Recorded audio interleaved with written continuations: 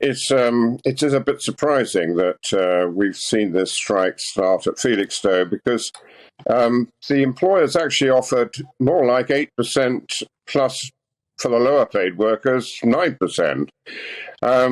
So when one wonders what exactly Unite are up to here, because they are the biggest trade union in the transport industry, and they do have quite a lot of members in other ports, notably Liverpool and Bristol.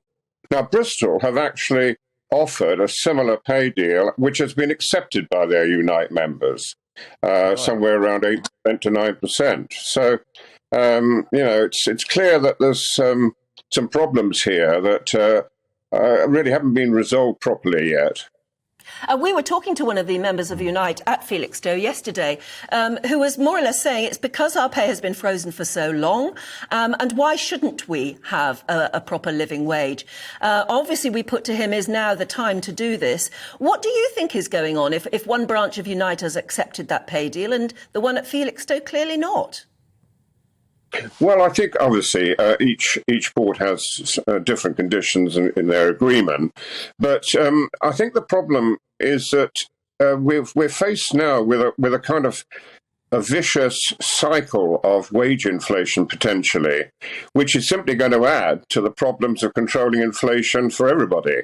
So the purpose of having strikes really is somewhat pointless. Also, the allegations being made by the union about the massive effect of this strike on supply chains is certainly overdone. I mean, for example, Maersk, who's one of the largest customers in Felixstowe, have already rerouted 3 of their vessels, 2 to foreign ports. I think one's gone to Antwerp, and that is something that ship owners are used to being able to do.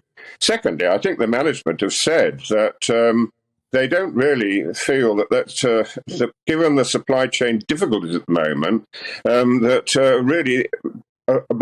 there's going to be a particularly bad effect. I think they rather jokingly said that white goods, for example, might be relieved to have a slowdown in terms of their deliveries.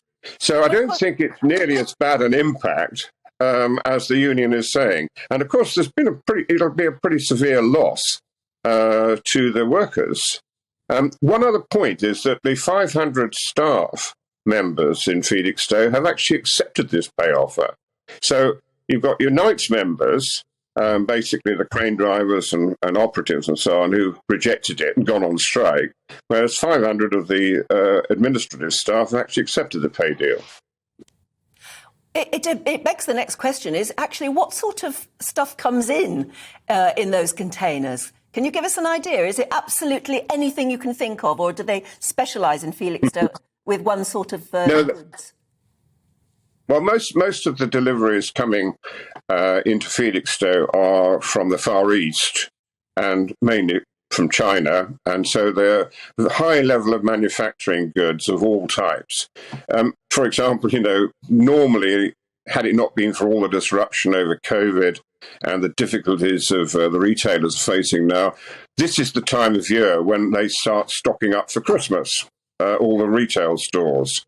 And a lot of that manufactured goods, whether it's from teddy bears to, to washing machines, is coming in on those containers. Mm. Looking at the bigger picture in the round, clearly this is one of another sort of rail transport across the board. And yes, there is a cost of living issue. But do you detect a politicisation of this in that the unions have said, we've got a zombie government and we need to push them on this?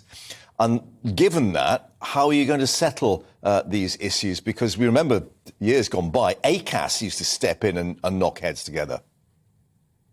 Well, I think ACAS have been used by some of the individual employers. I'm not sure whether Felixstowe used ACAS or not, but that was sort of the old pattern.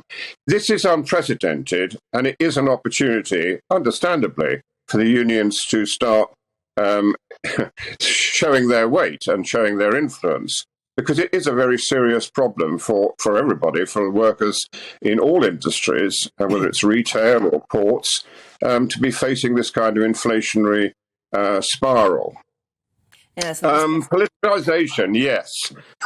Well, I think it's quite clear that there is an element of politicization. Certainly the far left are publicizing in all of their ways possible, using the social media to try and assert that they have their rights, and why should these companies be paying out dividends to their shareholders.